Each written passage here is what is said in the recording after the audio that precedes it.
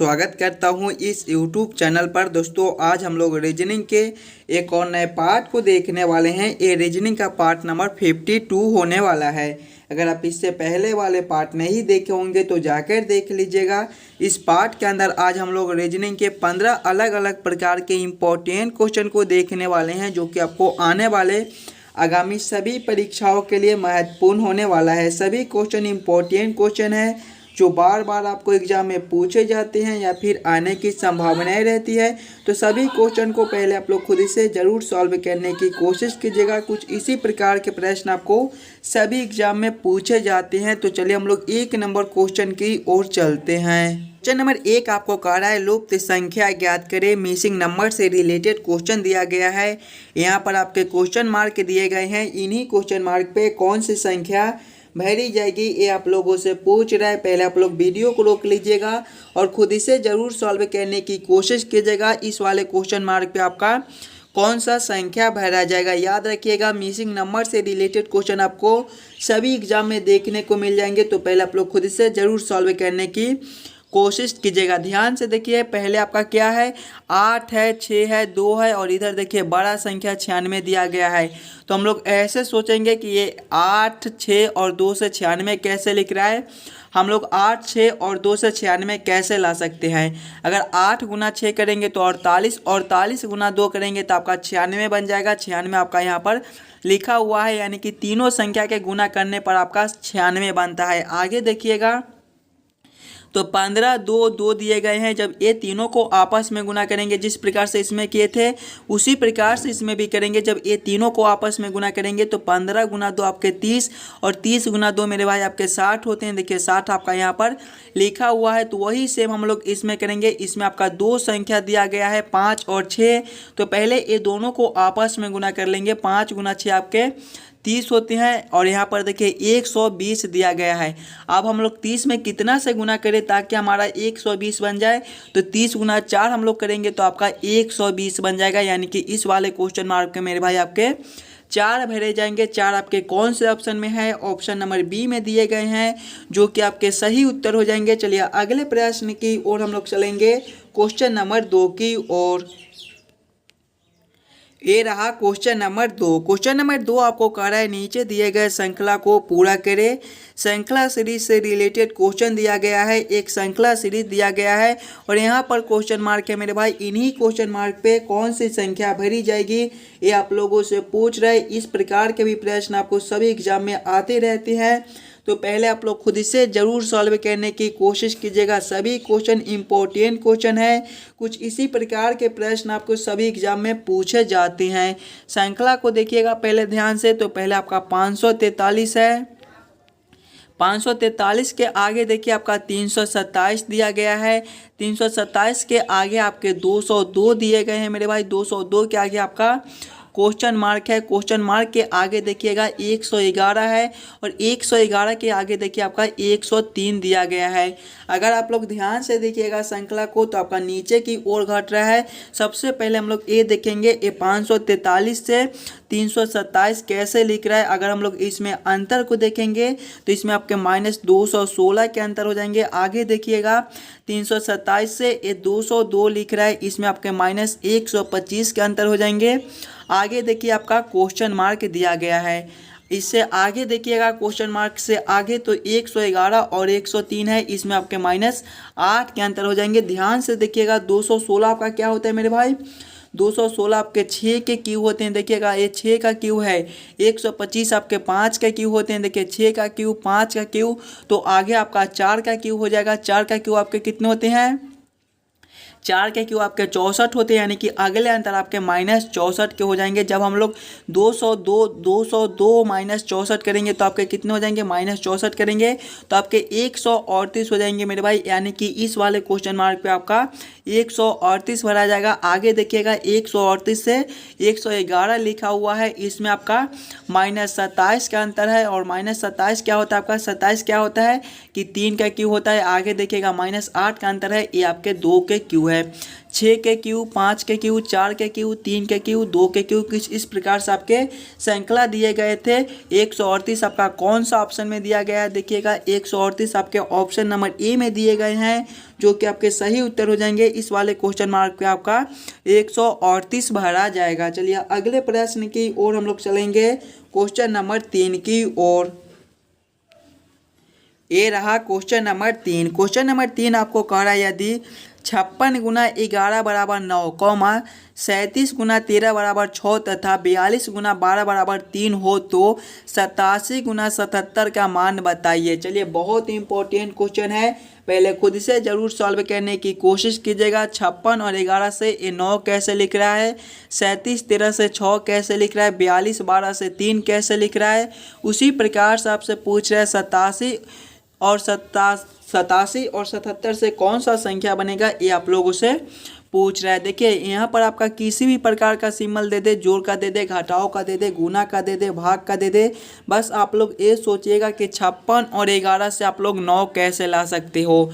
56 11 से आप लोग 9 कैसे ला सकते हो, ध्यान से देखिएगा।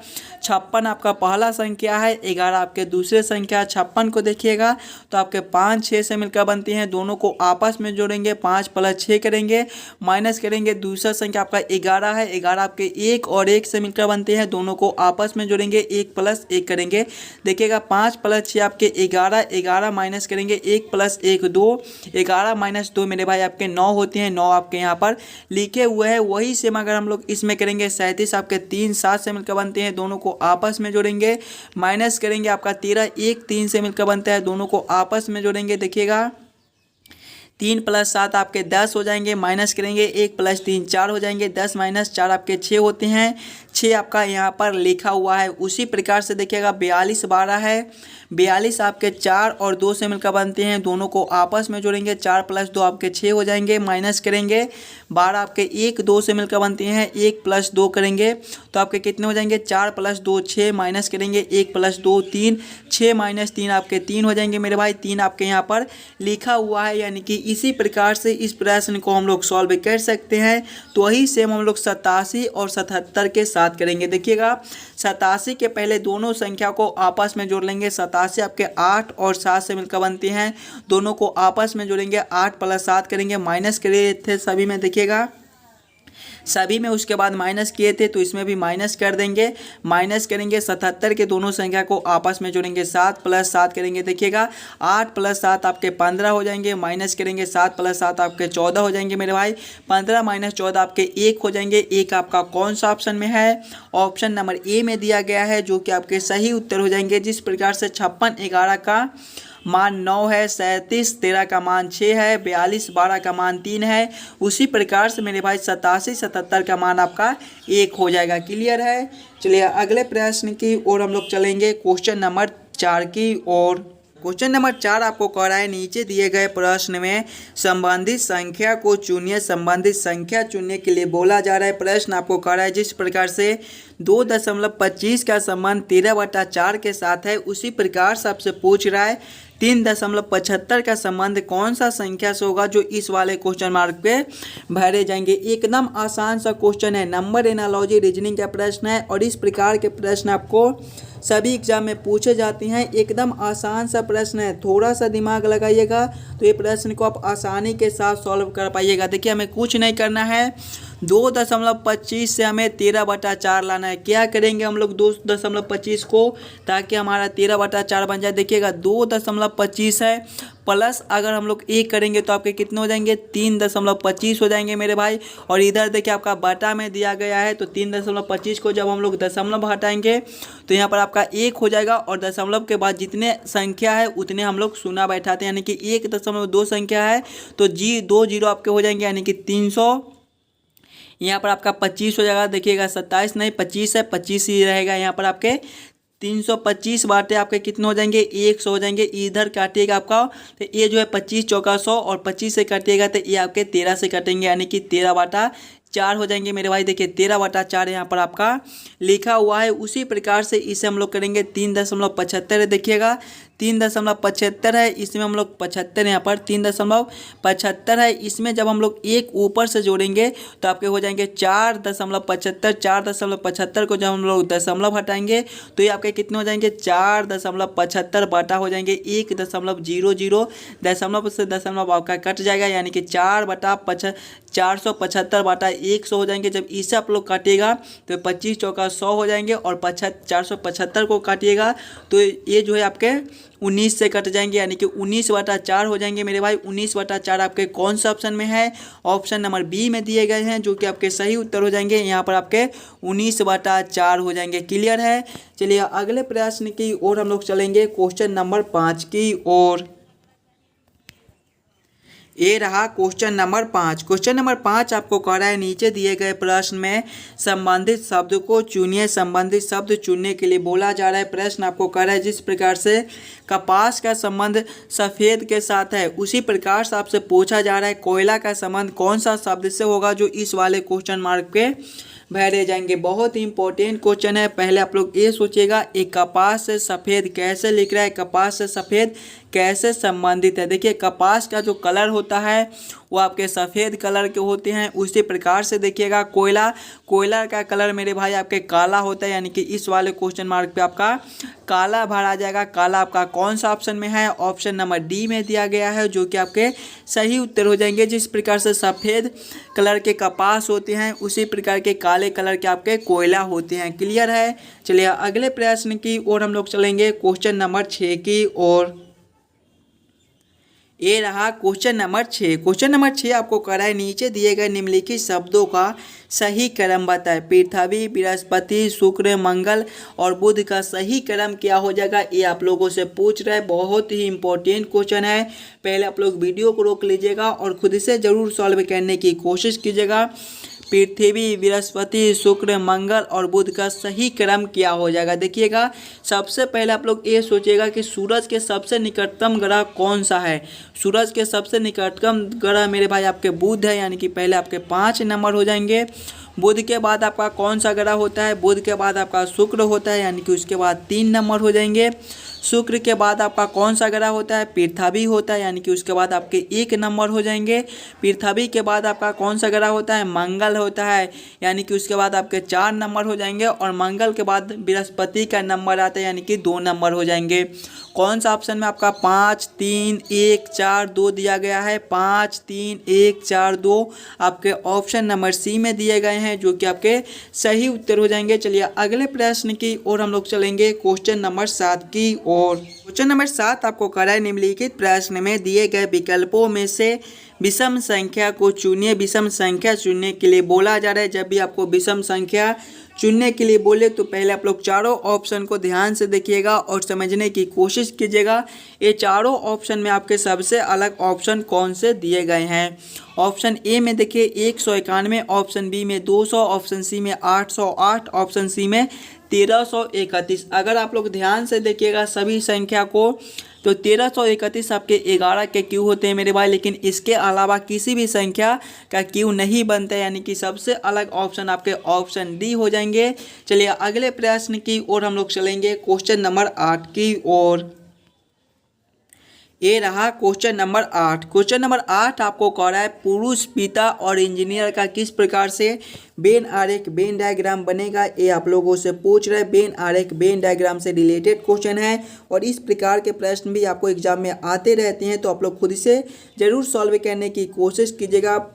पुरुष, पिता, इंजीनियर का आपका किस प्रकार से वेन आरेख वेन डायग्राम बनेगा, कौन किसके साथ संबंधित है, सबसे पहले आप लोग ये सोचिएगा। देखिएगा पुरुष है, देखिएगा पहले आपका पुरुष है, पिता है, इंजीनियर है। पुरुष के अंदर ही आपके पिता होते हैं, तो पुरुष के अंदर पहले हम लोग पिता को रख देंगे। उसके बाद आपका इंजीनियर है। देखिए कुछ इंजीनियर जो है वो पुरुष हो सकते हैं और कुछ इंजीनियर महिला भी हो सकती है, यानी कि इसको हम लोग ऐसे कर सकते हैं कि कुछ पुरुष आपके इंजीनियर होते हैं और कुछ महिला भी इंजीनियर होती है। उसके बाद पिता है, तो किसी के पिता भी इंजीनियर हो सकते हैं मेरे भाई, यानी कि इसका वेन आरेख वेन डायग्राम कुछ इस प्रकार से बनेगा, जो कि ऑप्शन नंबर आपका सी में दिया गया है। क्वेश्चन नंबर 8 का आपका ऑप्शन सी जो है वो सही हो जाएंगे। चलिए अगले प्रश्न की ओर हम लोग चलेंगे, क्वेश्चन नंबर 9 की ओर। ये रहा क्वेश्चन नंबर 9। क्वेश्चन नंबर 9 आपको कह रहा है नीचे दिए गए प्रश्न आकृति में विषम आकृति को पहचान करें। यहाँ पर आपका एक प्रश्न आकृति दिया गया है, 4 आकृति दिए गए हैं। इन्हीं चारों आकृति में सबसे अलग आकृति कौन से है ये आप लोगों से पूछ रहे हैं। पहले आप लोग चारों आकृति को ध्यान से देखिएगा और समझने की कोशिश कीजिएगा कि चारों आकृति में आपके सबसे अलग आकृति कौन से दिए गए हैं। आकृति ए को देखिए, बी को देखिए, सी को देखिए और डी को देखिए। ध्यान से देखिएगा, ए बी और सी जो है वो एक दूसरे को आपस में काट रहे हैं, एक दूसरे को जो है दोनों आकृति आपस में काट रहे हैं। लेकिन आकृति डी में देखिए एक दूसरे के अंदर एक आकृति दिए गए हैं, यानी कि सबसे अलग आकृति आपके आकृति डी हो जाएंगे। देखिए ये दोनों आपस में एक दूसरे को काट रहे हैं, दोनों आकृति आपस में एक दूसरे को काट रहे हैं। लेकिन यहाँ पर देखिए आकृति डी में तो एक दूसरे के अंदर एक आकृति दिए गए हैं, यानी कि सबसे अलग आकृति आपके ऑप्शन डी वाले हो जाएंगे। चलिए अगले प्रश्न की ओर हम लोग चलेंगे, क्वेश्चन नंबर 10 की ओर। ये रहा क्वेश्चन नंबर 10। क्वेश्चन नंबर 10 आपको कह रहा है नीचे दिए गए प्रश्न में संबंधित अक्षरों को चुनिए। यहाँ पर आपका में छूट गया है तो यहाँ पर समझ लीजिएगा कि नीचे दिए गए प्रश्न में संबंधित अक्षरों को चुनिए। प्रश्न आपको कह रहा है जिस प्रकार से ए बी सी का संबंध एफ एफ एफ के साथ है उसी प्रकार से मेरे भाई आपसे पूछ रहा है एम डी पी का संबंध कौन सा अक्षर से होगा जो इस वाले क्वेश्चन मार्क पे भरे जाएंगे। सबसे पहले आप लोग ये सोचेगा ए बी सी से एफ एफ एफ कैसे लिख रहा है। पहले आप लोग ए बी सी को ले लीजिएगा। ए बी सी है और इससे आपका क्या लिखा हुआ है एफ एफ एफ लिखा हुआ है सिंगल सिंगल। अगर आप लोग अक्षर को देखिएगा तो ए से एफ है, इसमें आपके +5 है, बी से एफ है +4 है, सी से एफ है +3 है। देखिएगा वही सेम अगर हम लोग एम डी पी के साथ करेंगे, पहले आपका एम है, उसके बाद आपके डी है, उसके बाद पी है।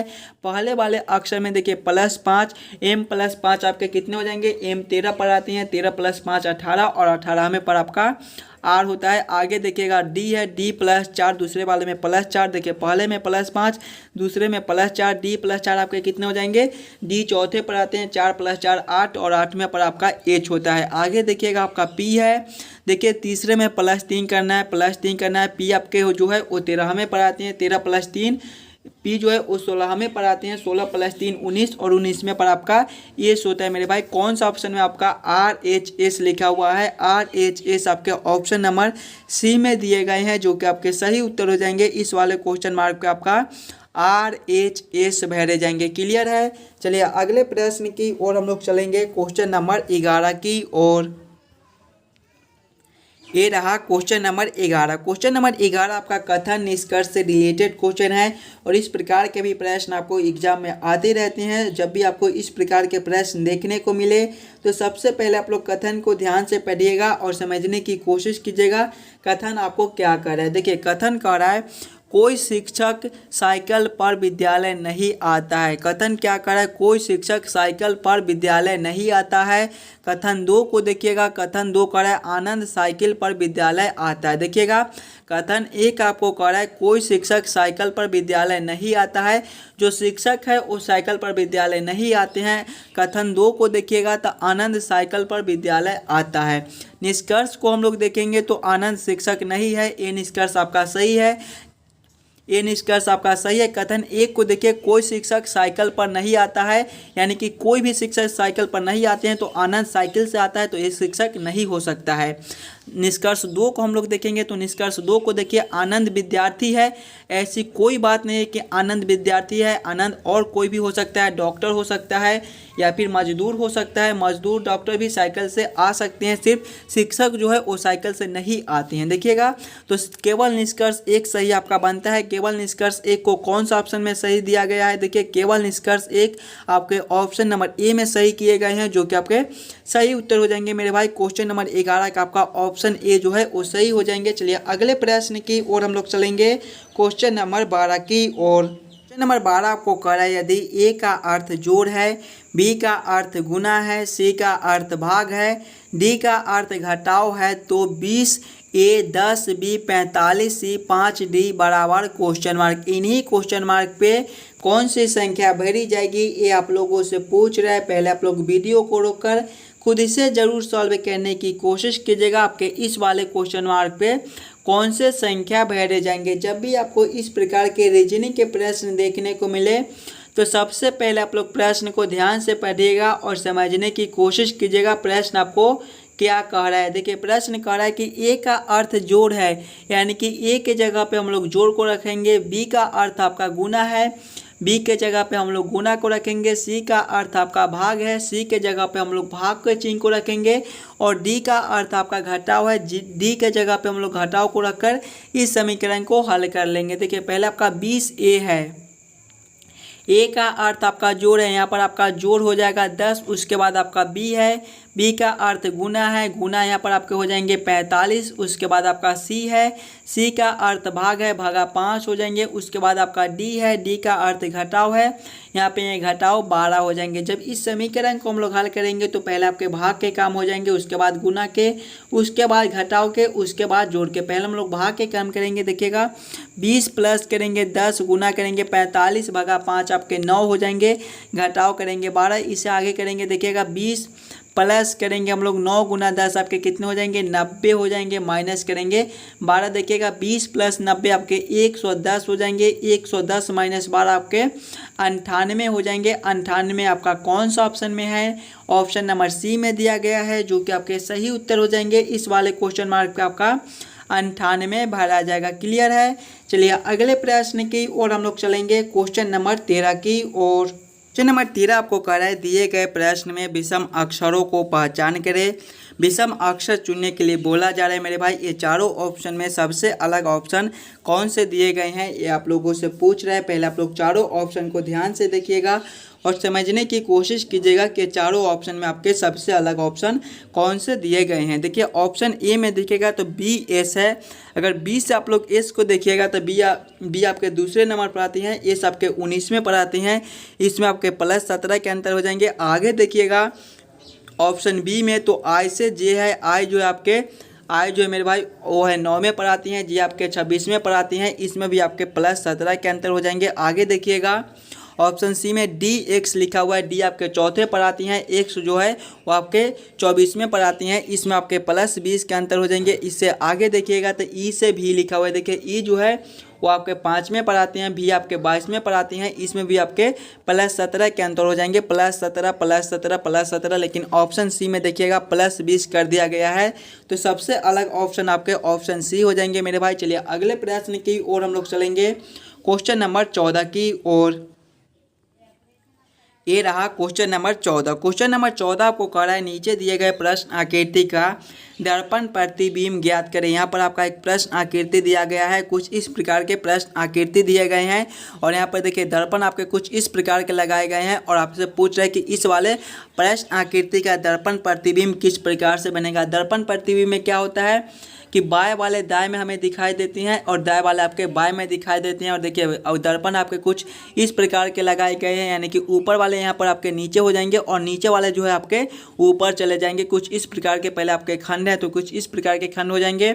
उसके बाद मेरे भाई देखिएगा कुछ इस प्रकार के आपके जो नीचा वाला आकृति आपके कुछ इस प्रकार से ऊपर चला जाएगा और यहाँ पर कुछ ऐसे हो जाएगा और ऊपर वाला खंड जो आपका पूरा रंगा हुआ हो जाएगा। और देखिएगा आकृति बी में देखिएगा इस वाले आकृति को देखिएगा तो आपका कुछ इस प्रकार से बन जाएगा मेरे भाई। कुछ इस प्रकार के आपके बन जाएंगे। इस प्रकार के आकृति आपके कौन सा ऑप्शन में है?